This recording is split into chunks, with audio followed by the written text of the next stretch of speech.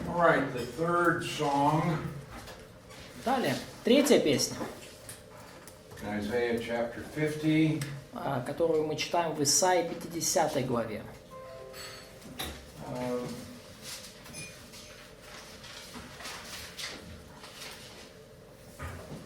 Here we see that the servant is pictured as both a teacher and a learner. И здесь мы видим, что слуга изображается и как учитель, и как And he follows учащийся. the path that God places on him without pulling back. И что он следует пути, который положил пред ним Господь, не сворачивая никуда в сторону. Okay. So let's start in verse 4. Давайте начнем с 4 стиха. And let's read through the end of the chapter. Прочтем до самого конца главы. Да, 50 глава с 4 по 11 стих. Господь Бог дал мне язык мудрых, чтобы я мог словом подкреплять изнемогающего каждое утро. Он пробуждает ухо мое, чтобы я услышал, подобно учащимся. Господь Бог открыл мне ухо, и я не воспротивился, не отступил назад. Я предал хребет мой бьющим и ланиты. Мои поражающим лица моего не закрывал поруганный и оплевание. И Господь Бог помогает мне, поэтому я не стыжусь, поэтому я держу лице мое, как кремень, и знаю, что не останусь в стыде. Близок оправдающий меня, кто хочет состязаться со мною, станем вместе, кто хочет судиться со мною, пусть пойдет ко мне. Вот Господь Бог помогает мне. Кто судит меня? Вот все они. Как одежда обветшают, молясь, съест их. Кто из вас боится Господа, слушающийся гласа раба его? Кто ходит во мраке без света, да уповает на имя Господа и да утверждается в Боге своем. Вот все вы, которые возжигаете вооруженные зажигательными стрелами, идете в пламень огня вашего, и стрелы раскаленных вами. Это будет вам от руки моей, в мучении умрете. All right. Now this contrasts the sin of Israel with the obedience of the servant. И здесь противопоставляются грехи Израиля с послушанием слуги.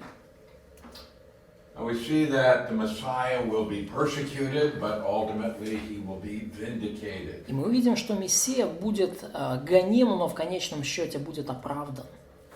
Now, in the verses preceding this song, И в стихах, которые предшествуют этой песне, in verses 1, 2, and 3, в стихах с 1 по 3, thus says the Lord, where is the certificate of your mother's divorce whom I put away?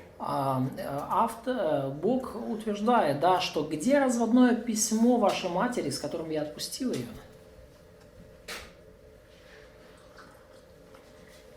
What is he asking? О чем он спрашивает?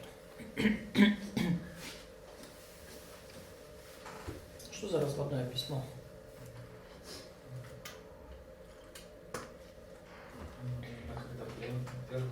So maybe he's talking about the first captivity. I don't think so. Не думаю. Завет, который Бог с Израилем заключил, он его не отпускал, как бы.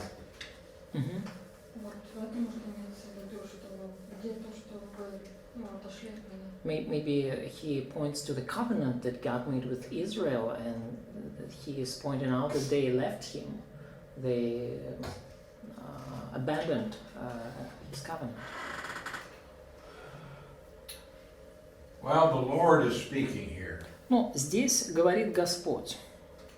Where is the certificate of your mother's divorce whom I have put away? И он говорит, где разводное письмо вашей матери, с которым я отпустил ее?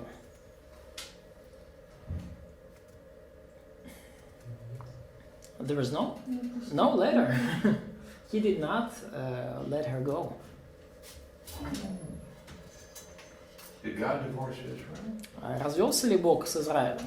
Він їх не купив, не розвів, Ага. не продав їх нікому. No, he didn't sell them. He did not divorce them. Okay. So why would he ask this question? То зачем тогда он задает этот вопрос? Потому что не было развода. Because there was no divorce. But why would he ask this question? Но тогда зачем вопрос? Зачем задается Ну, вопрос? если бы был развод, то было бы и письмо разводное. И- Ну, да, задает того, что Показать. задуматься. So he wants them to think about it, Показать, что причина не в Боге, а в Израиле. to point out that the reason of that is Israel and not God. Но он хочет сказать, что я дали как бы Израиль мой Sure. He wants to say that Israel is still my nation. Yes, Да. that's what he wants to Это say. то, что он хочет сказать. But what happens, because the people are now suffering because of their sins, Но что случилось? Поскольку люди сейчас страдают из-за своих грехов, the Lord has abandoned me. то, конечно, им приходит в голову, See, back in chapter Бог меня 49, verse бросил. 14, В 49 главе 14 стихе.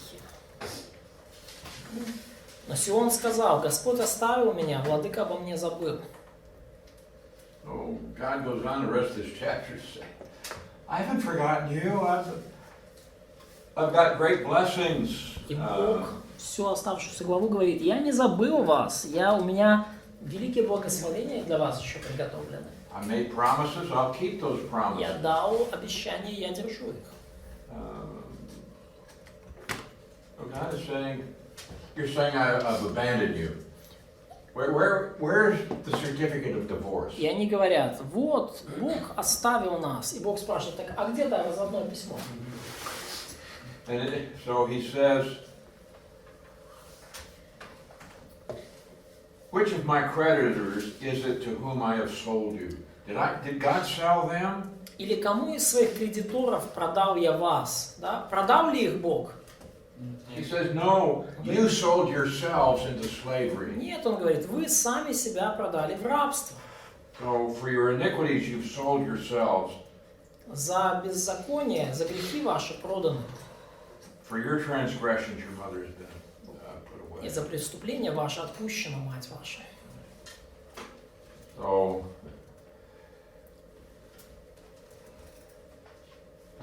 they are bringing false accusations against God.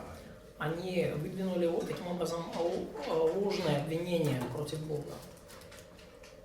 So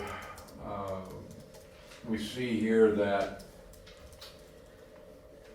the servant is going to be the one by whom Israel is going to be restored.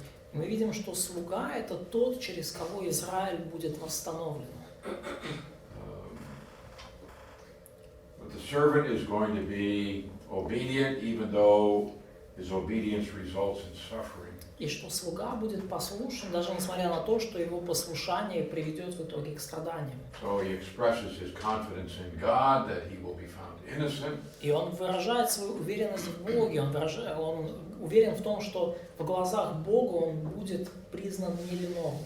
So he's saying, I'm going to bring this task to completion, И он говорит, я совершу этот труд, я завершу эту no задачу. matter how difficult it is. Неважно, насколько сложным это будет. And, of course, we see how this prophecy in this chapter is fulfilled in the suffering of Jesus. И мы видим, как пророчества этой главы исполнились в страданиях Иисуса. All right.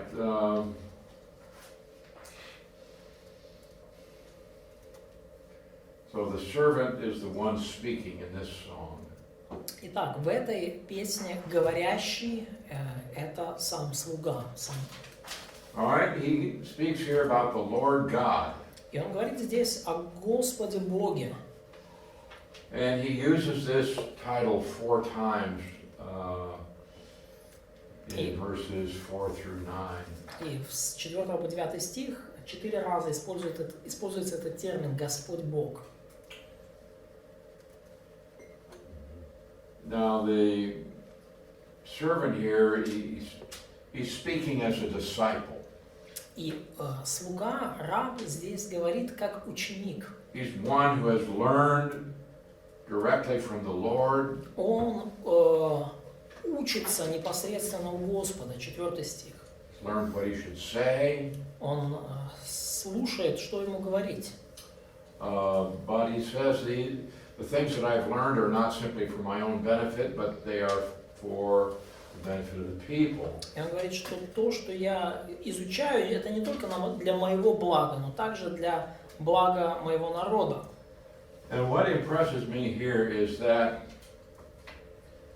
the message of the servant comes from daily interaction with the Lord. Что меня здесь впечатляет, это то, что послание слуги Божьего исходит от каждодневного взаимодействия, общения с So in Богом. verse 4, the Lord God has given me the tongue of the learned, that I should know how to speak a word in season to him who is weary. Да, 4 стих. Господь Бог дал мне язык мудрых, чтобы я мог словом подкреплять изнемогающего. So he's saying here, I can speak as somebody who has knowledge. И он говорит, я могу говорить как некто, имеющий знания. Now he said, I'm going to speak to the one who is weary. И говорит, я буду говорить уставшему, изнемогающему. So he's going to give a message of comfort, И он будет доносить таким образом a послание message of утешения, encouragement, послание ободрения, a message to strengthen those who are tired. послание, которое будет укреплять уставших, изнемогающих. And where does he get this message? И откуда он возьмет это послание? It says, he awakens me morning by morning, he awakens my ear to hear as the learned. И он говорит, каждое утро он пробуждает ухо мое, чтобы я слушал подобно учащимся. So every day Jesus got up И каждый день Иисус and просыпался spoke with his Father. и разговаривал с Отцом. Now if Jesus had to meet with his Father every day, how much more do we need to do this? И если Иисусу надо было просыпаться каждое утро, чтобы пообщаться с Богом, то насколько больше это нужно нам? Hmm?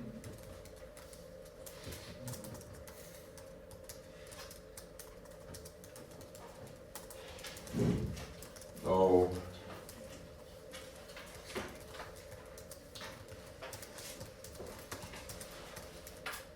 verse 5, Стих 5. the servant claims to have always responded obediently to whatever God has spoken. Слуга утверждает, что он всегда с послушанием реагировал на все, что произносил Бог. The Lord God has opened my ear, and I was not rebellious, and I didn't turn away. Господь Бог открыл мне ухо, и я не воспротивился, не отступил назад. So in other words, he not only hears the word, but he is going to obey the word. Иными словами, он не только слышал слово, но и повиновался ему.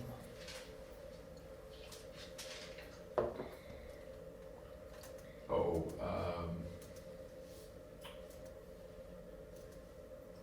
says that God has opened his ears. Он говорит, что Бог открыл его ухо. He's given the servant the ability to hear and to respond. И он дал своему слуге способность слышать и отвечать. And once he heard it, he didn't rebel against it. И когда он слышал, он не противился этому. In verse 6, this is, of course, a well-known prophecy. В 6 стихе, конечно же, мы читаем хорошо известное пророчество. I gave my back to those who struck me, and my cheeks to those who plucked out the beard.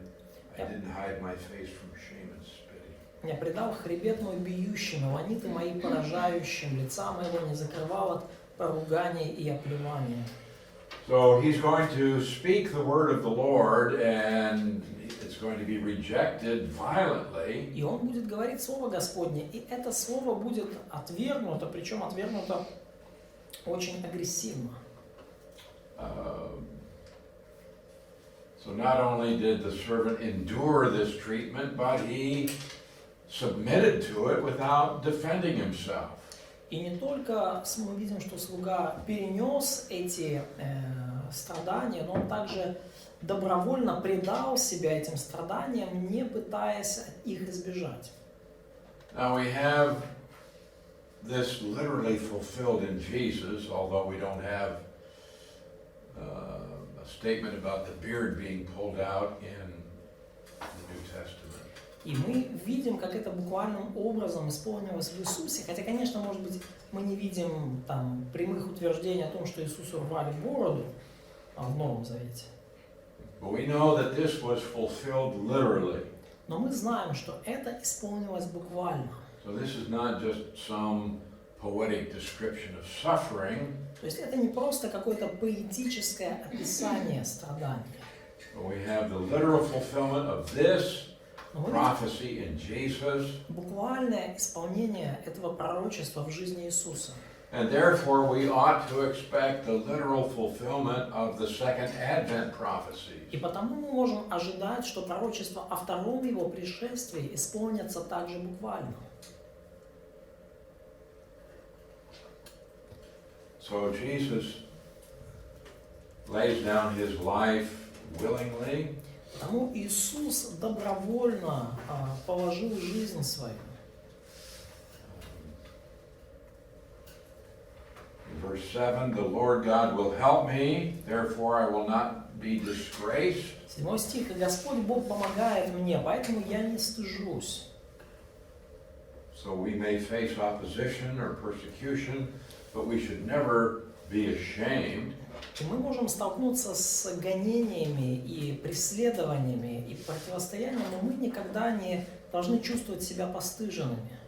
So he suffered not because he was guilty, Иисус страдал не потому, что был виновен.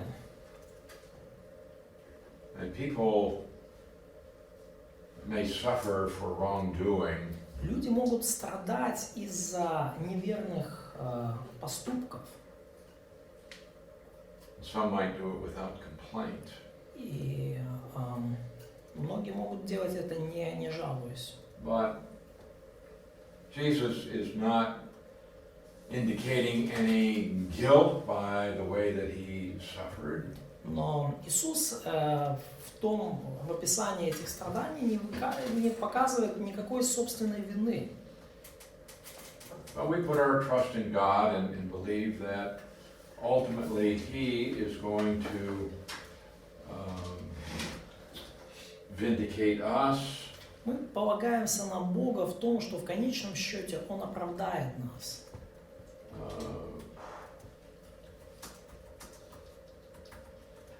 Peter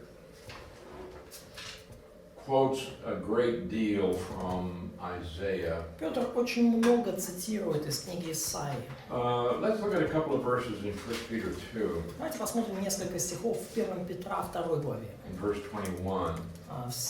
Например, стих 21, 1 Петра 2:21.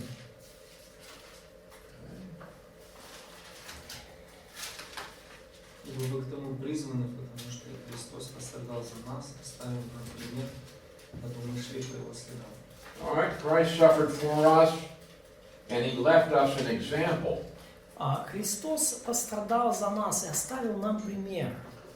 All right, he committed no sin, nor was deceit found in his mouth.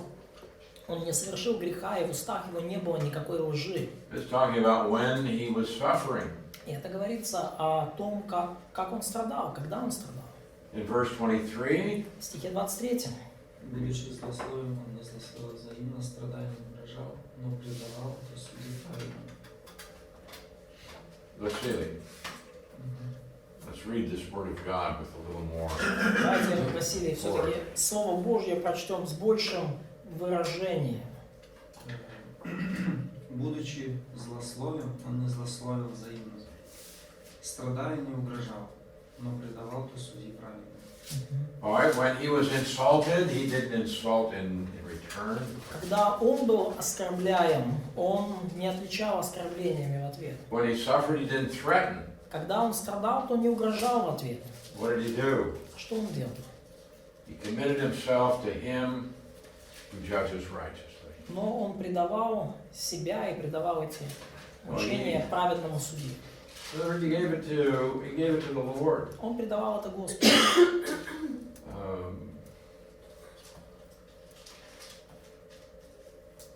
So Christ has suffered. He's left us an example. И Христос страдал, и Он оставил нам пример этого.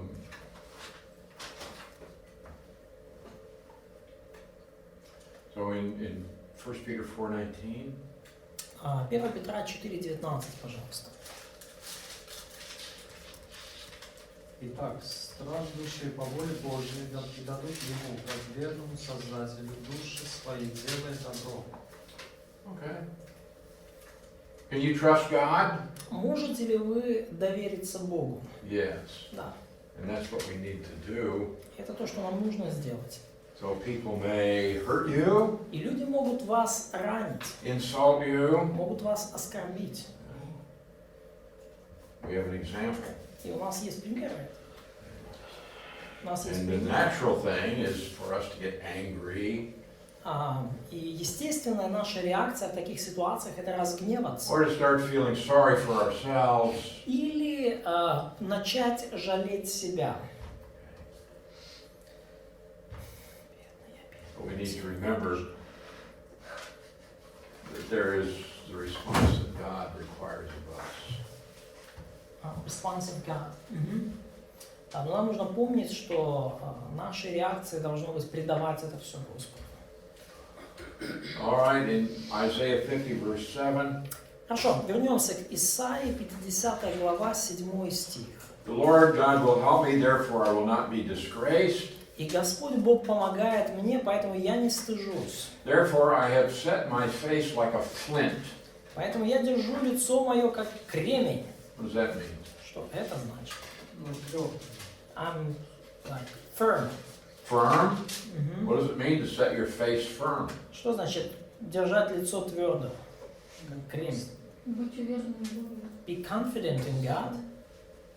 It means he's made a decision and he is not going to change his mind about it. Это значит, что он принял решение и не собирается менять вот эту свою точку зрения на этот счет. Okay? So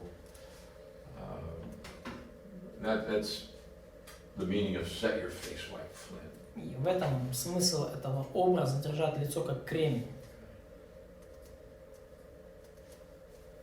I know not what course others may take, but as for me and my house, we will serve the Lord. Да, то есть я не знаю, как будут поступать другие, но я и дом мой будем служить Господу. So it's that sort of thing. Jesus determined to do the will of God. He became obedient even unto death. Вот такого рода вопросы, да, то есть Иисус решил быть послушным Богу даже до смерти. All right, in verse 8, В стихе 8. he who is near justifies me, so who will contend with me? Близок оправдывающий меня, кто хочет состязаться со мной? Let us stand together. Станем вместе. I mean, like in front of a judge. То есть идея здесь, да, станем перед лицом судьи. Who is my adversary? Кто хочет судиться со мной? Let him come near me. Пусть подойдет ко мне. So if he wanted, the servant could stand up in a court and declare his righteousness. И если понадобится, слуга Божий может встать в суде и доказать свою праведность. No one could condemn him by showing him to be wicked. И никто не может обвинить его в нечестии. But God is going to stand next to him as his defense attorney. И Бог станет вместе с ним, как его адвокат, как его защитник. So in verse 9, surely the Lord God will help me. Вот Господь Бог помогает мне, 9 стих. Who's going to condemn me? Кто осудит меня?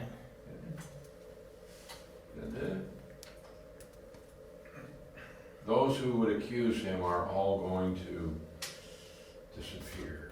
И все обвиняющие его в конечном счете исчезнут, да, как моль. Now when it talks here about growing old like a garment and the moth eating them, Когда говорится, что вот они, как одежда, обветшают, моль съест их. it's saying that there's going to be a slow but inevitable disintegration. Здесь говорится о том, что случится медленное, но неизбежное растление. So God didn't vindicate the Messiah by judging his accusers immediately. Бог не оправдал своего Мессию тем, что незамедлительно наказал его врагов. Think about these people that cried out for the death of Jesus. Подумайте о тех людях, которые вопили о том, что Иисус должен умереть. And the people who actually did crucify him. Подумайте о людях, которые на самом деле распяли Иисуса. God could have just killed all of them in an instant. Бог ведь мог их всех просто в одну минуту уничтожить. He didn't do that. Но Он не сделал этого. He continued them to live, Он дал им жить дальше. but Но ultimately they all faced different judgment. в конечном счете они все столкнутся с судами того или иного рода. Yeah, Pilate, Herod, the Jewish leaders, Пилат, Ирод, еврейские руководители, the Romans. римляне.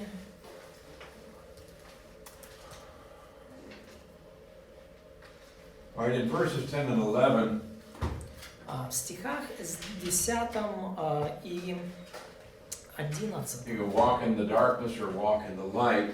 мы снова видим, да, вот этот, мы видим этот образ хождения во свете и хождения во тьме. So now in verse 10, И 10 стих. the Lord is going to address Israel through Isaiah. Господь через Исаию обращается к Израилю.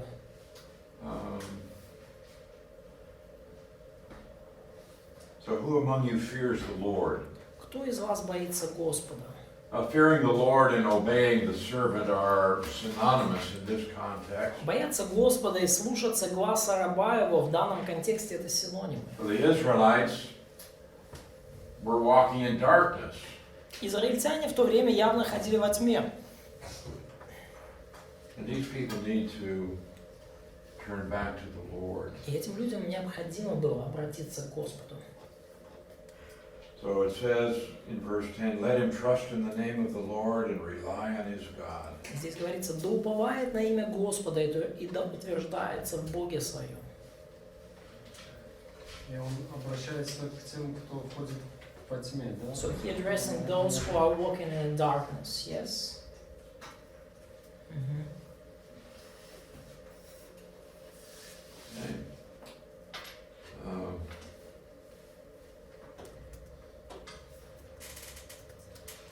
All right. Let's go now to Isaiah 52. Давайте с вами сейчас откроем Исаии 52 главу. Verse 13 Стих 13. and going through the end of chapter 53. И мы с вами с 52:13 дойдем до самого конца 53 главы.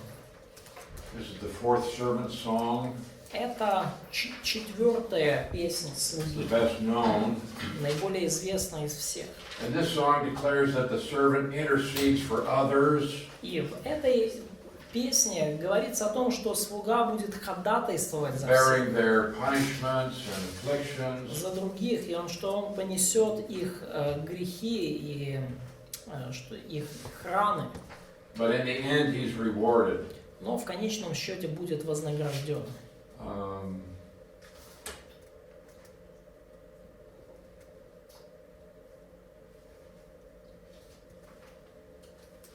Now this is surely the clearest picture of Messiah to be found in the Old Testament. И, безусловно, эта глава является самой ясной картиной, изображающей Мессию в Ветхом Завете. One of the most detailed, Это, наверное, самое детальное описание Мессии. describing the suffering and the triumph of the servant of the Lord. И здесь описывается как страдание, так и триумф слуги Господнего. Now this is a very carefully constructed passage.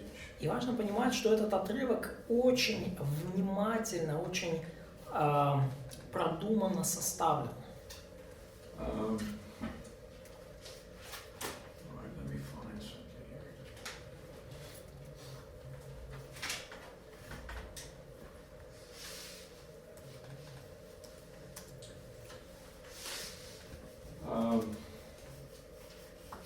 Now this particular song presents a great problem for Jews today. И вот эта конкретная глава, эта песня для современных евреев, конечно же, представляет огромную проблему. Is this talking about Messiah? Говорится ли здесь о Мессии? It doesn't say so. Вроде как напрямую не сказано. But nevertheless, it's a rather clear picture. Но тем не менее, образ весьма и весьма ясен. And Judaism interpreted this as messianic up until about the 10th or 11th century. И AD, AD. да. И иудеи истолковывали эту главу как пророчество о Мессии вплоть до 10-11 столетия нашей эры. Until a very famous rabbi said, no, this is not talking about Messiah, this is talking about Israel. А пока один из знаменитых раввин не сказал, так не, ребята, это не про Мессию, это про Израиль. But the traditional Jewish rabbis for almost 2,000 years interpreted this as being Messiah. Но традиционно на протяжении практически нескольких тысяч лет раввины истолковывали этот отрывок как пророчество о будущем Мессии. Now the Jews had a problem when they studied messianic prophecies. И когда евреи изучают мессианские пророчества, они сталкиваются с одной проблемой. Because there is clear teaching that Messiah would suffer, but there is also clear teaching that Messiah would be a great leader who would promote Israel. Поскольку, с одной стороны, есть ясное учение в Ветхом Завете о том, что Мессия будет страдать, а с другой стороны, настолько же ясно то, что Мессия будет великим лидером, который возвысит Израиль. So, the Jews didn't know what to do with this, and so many of them said, well, there are actually two Messiahs. Евреи не знали, что с этим делать, поэтому они сказали, в конечном счете, так, наверное, будет просто два Мессии. Now, of course, the Old Testament doesn't state that there will be two Messiahs. Конечно же, Ветхий Завет не говорит о том, что будет двое Мессий. But the Jews just didn't know how to understand the different prophecies. They didn't understand there would be two advents. Но евреи просто не понимали, как понимаются вот эти две группы пророчеств. Они не понимали идею о двух приходах. So the Jews said, well, there's going to be a Messiah who will suffer, and they, of course, get that from Isaiah 53. И евреи говорили, да, будет Мессия, который будет страдать. И, конечно же, эту идею они взяли из Исаии 53 главы. So here we have Messiah who goes through much suffering, ending in death. И здесь мы видим, что Мессия пройдет через множество страданий, которые приведут к его смерти. And he would suffer and die for the sins of others, and then be resurrected. И он пострадает и умрет за грехи других, и в конечном счете он потом воскреснет. Of course, we Christians view this as a prophecy about Messiah. И мы, как христиане, конечно же, рассматриваем эти пророчества как пророчества о Мессии. A couple of years ago, I went to a conference in Jerusalem. Несколько лет назад я попал на конференцию в Иерусалиме. And there were, I don't know, 30 or more Christians. И там было где-то 30 христиан. And we had a Jewish rabbi come and speak to the group. И пришел еврейский раввин, который обратился к нашей группе. So some zealous Christian asked the rabbi, well, what do you do with Isaiah 53? И ревностные христиане, конечно же, спросили его, а вот как вы понимаете Исаии 53 главу? He said, I know what you believe. He said, we just have a different interpretation. Он говорит, я знаю, во что вы верите, мы просто истолковываем это по-разному. And then last summer, I went to this marvelous museum in Washington, D.C. И прошлым летом я отправился в потрясающий музей called the Museum of the Bible. В городе Вашингтоне, не в штате, а в городе Вашингтоне, и это называется музей Библии. It's an amazing museum. Музей потрясающий.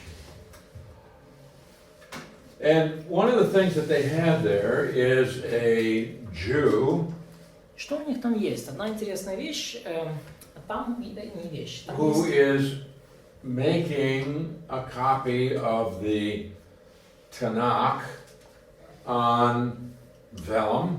То есть там есть, там в этом музее работает один еврей, который делает копии Танаха, Ветхого Завета, на пергаменте. The way that the Jews would have done it 2,000 years ago. И он делает это точно таким же образом, как евреи это делали 2000 лет назад. Using the same kind of materials, Использует те же материалы, doing it by hand, very meticulous. делает это вручную, делает это весьма и весьма скрупулезно. All the letters, exactly the same height. Все буквы одной и той же высоты. А? Это опасно делать такие копии. В смысле? Ну, как бы, что можно подменить. Что Ну, подменить? он делает такие копии, так все тщательно. Как бы, это опасно, потому что можно подменить как бы оригинал. Oh, if he is so meticulous, so maybe his copies could be even suggested as a forge for some. Probably not, because now they can date materials. They would know it was a new sheepskin. They would know it was new ink. Ну, конечно, уже выдать их за древнее не удастся. Наша наука уже научилась все-таки распознавать древнюю, то есть уже старую овечью шерсть и свежую. It becomes more difficult to make a good forgery. Уже хорошую подделку намного сложнее сделать. But it was interesting to watch him Но было интересно за ним наблюдать. write those letters. Наблюдать за тем, как он писал эти письма. Well, many of the people that go through this museum are Christians. И многие люди, которые приходят в этот музей, они христиане. And a group of them had gathered around to watch this scribe. И группа христиан, обычно собирается вокруг этого писца, чтобы And some of наблюдать these за его zealous работой. people, И среди них, конечно, встречаются ревностные евангелисты, they wanted to evangelize this man. которые хотят ему заевангелизировать. Well, what do you do with Isaiah И 53? они его спрашивают, а что, как ты смотришь на Исаию 53 главу? They just looked at these people and И он смотрит на них very graciously said, с взглядом, исполненным благодати. И говорит, "Oh, I believe that passage is about the Messiah, и он говорит, я верю, что этот отрывок говорит о Мессии. but we just don't believe that Jesus is the Он Messiah." говорит, мы как евреи, мы просто не верим, что Иисус этот Мессия.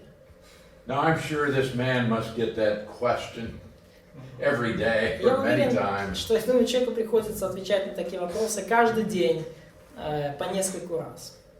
Okay, so there are some who believe it's not talking about Messiah, but talking about the nation Israel. Есть те, которые считают, что отрывок этот говорит не про Мессию, а про народ израильский. Others believe that it is talking about Messiah, but that Jesus is not the one. Другие говорят, что да, этот отрывок говорит таки о Мессии, но этот Мессия это не Иисус.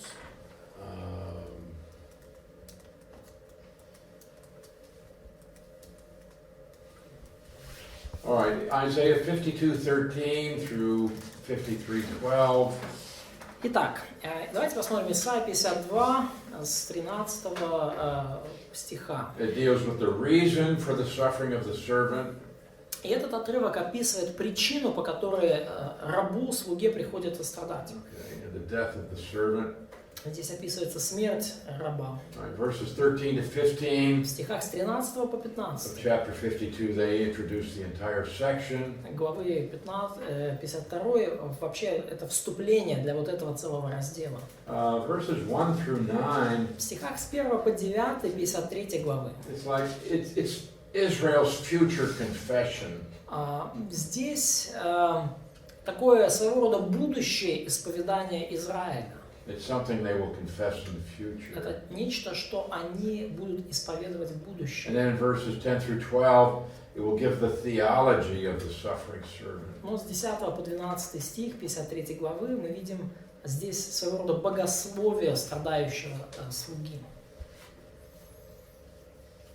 Now, what we have here is a very carefully crafted poem or song. Что мы здесь видим? Мы видим весьма мастерски сложенную поэму или песню.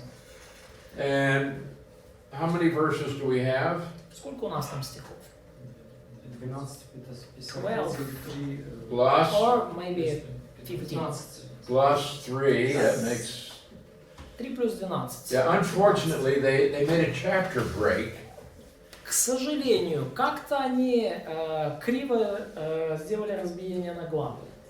They should have started the chapter with 52:13. Главу надо было начинать там, где 52-я, нынешняя, That's глава where they should have 13. made the chapter break. Там надо было разрыв поставить. So, what we have 15 stanzas. Что мы видим? Мы видим 15 строчек.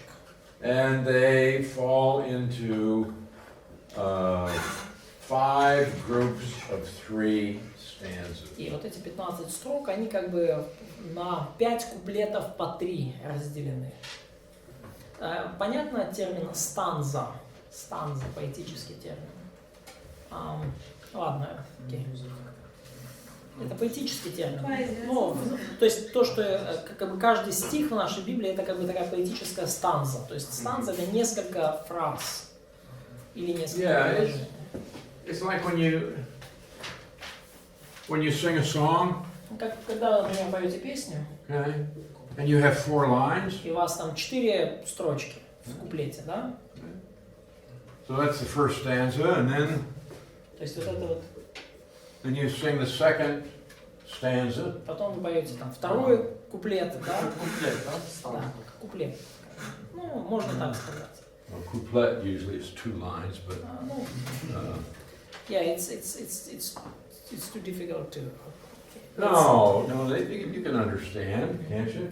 All right, жди меня, и я вернусь. Это How many stanzas? Сколько станций? 3. 3. Okay, 3 stanzas. 3 станции. Во всем Жди стихотворении. меня, и я вернусь. That's the first Это stanza. первое. Then when he says, жди меня, и я вернусь, that's the second stanza. Ну, как он говорит о целом стихотворении, да, Симонова, которое состоит из 3, частей, разделов. Ну, в поэзии называются станзы. В песнях мы называем это куплеты. And then there's a third stanza. Okay, so in this, let me make it a little more accurate here. So in this song, И в этой песне we have 5 stanzas. У нас как бы 5 станц таких вот. And each one has 3 verses. И каждая из них состоит из 3 стихов. Okay? So we have 13, 14, 15, 1, 2, 3, 4, 5, 6.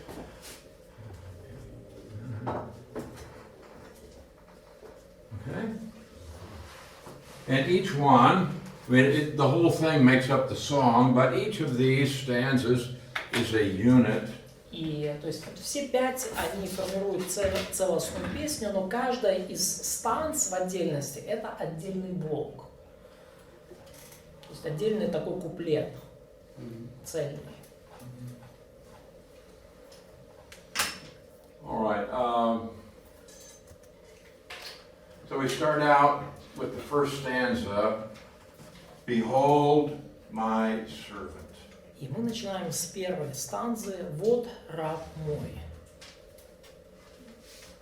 Now this says, my servant will deal wisely. И говорится, что раб мой будет благоуспешен или будет преуспевать. So what he does is going to not be foolish. То есть то, что он будет делать, не будет чем-то глупым. And Question. Вот здесь написано, вот раб мой будет благоуспешен. То есть, как понимать, где раб? У нас написано где-то с большой, где с маленькой буквы. И где понимать, это относится к Иисусу, а где к Израилю? So how could we understand because we have sometimes capital letters, sometimes small letters when it comes to this servant. So how could we understand where it talks about Jesus and where it talks about Israel? in some places in Isaiah and other books, this is difficult to determine. Во многих местах, отрывках книги Исаии и во многих вообще ветхозаветных книгах довольно сложно провести вот это различие, определить. So you have to read the context carefully. Нужно внимательно читать контекст. In some cases you have to,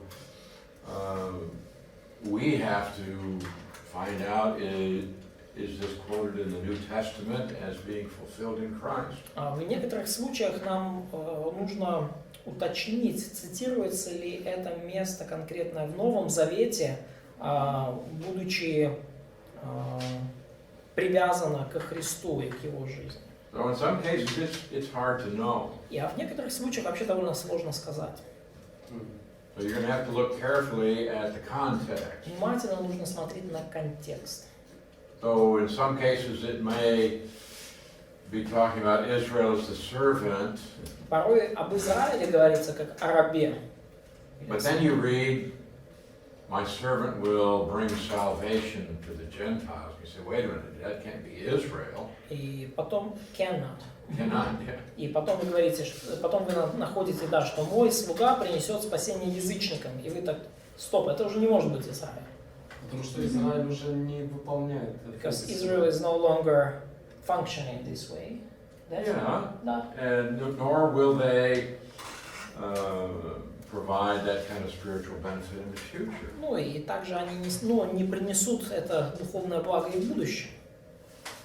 All right, now this servant is going to deal wisely, and his actions will gain him a position of glory. И таким образом раб мой будет поступать мудро, и эти его поступки принесут ему славное положение. Возвысится, вознесется и возвеличится. All right, he will be exalted and extolled and be very high. Будет возвышен, вознесен, возвеличен. Now it's interesting, he starts out this song with the fact that the servant ultimately is going to be prominent. He's going to be elevated to a position of glory. Интересно, что этот псалом начинается, эта песня начинается с того, что слуга в конечном счете возвысится и будет весьма высок. And then, И потом, suddenly, this one who's going to be exalted, неожиданно, тот, кто займет настолько высокое положение, in verse в 14, стихе 14, just as many were astonished at you, как многие изумлялись, смотря на тебя, you would be Israel.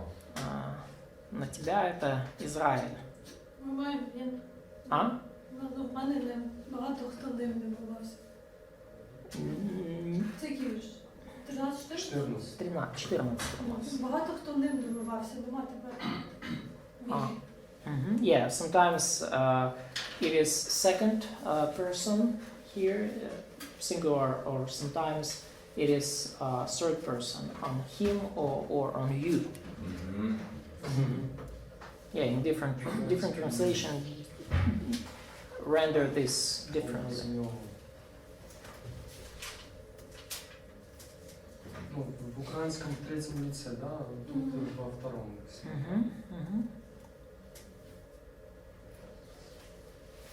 Yeah.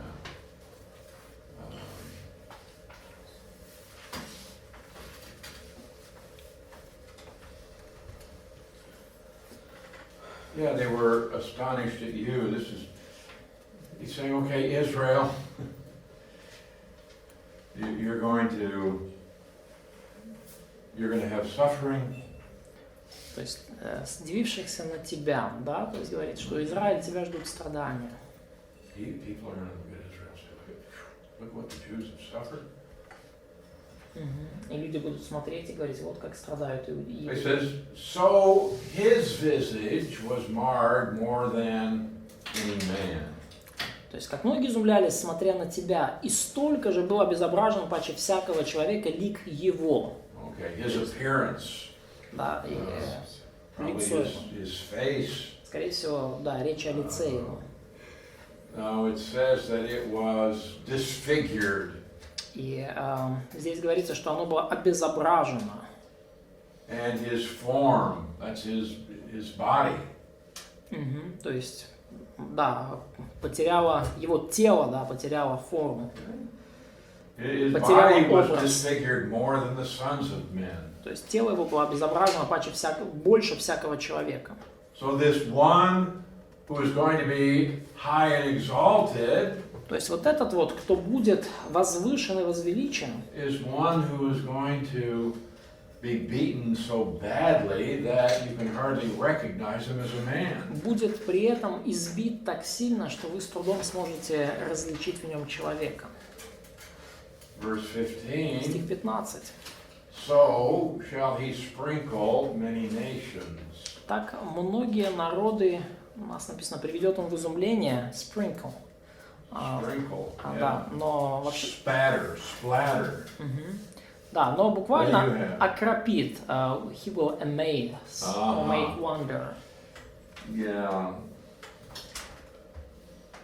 Some translations have this startle, like to suddenly make someone afraid. Да, то Startle. есть буквально в некоторых переводах даже переводят как он напугает многие народы. But the word here is the word that is used for splattering blood at the base of the altar. Но слово, используемое здесь, оно буквально говорит об окроплении кровью основания жертвенника. Or putting blood on the mercy seat. Или разбрызгиванию крови на очистилище или место умилостивления на ковчеге. So what we have here is that because of the suffering of the servant, Что мы здесь видим? По причине страданий слуги he's going to provide a basis for the forgiveness of their sins. он даст основания для прощения их грехов.